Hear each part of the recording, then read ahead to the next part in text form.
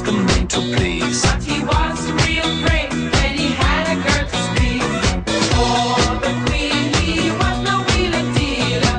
Though she heard the things he done, she believed he was a holy healer who would be her son. Rah, rah, Rasputin, lover of the Russian queen. There was a cat that really was gone. Rah, rah, Rasputin, Russia's greatest love machine. It was a shame how he carried on.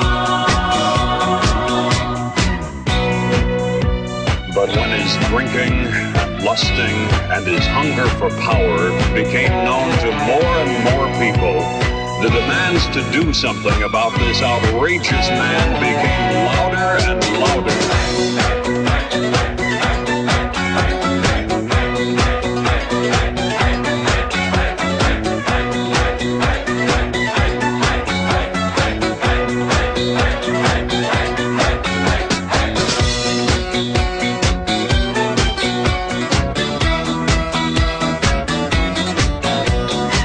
Just gotta go, declared his enemies. The ladies begged, don't you try to do it, please.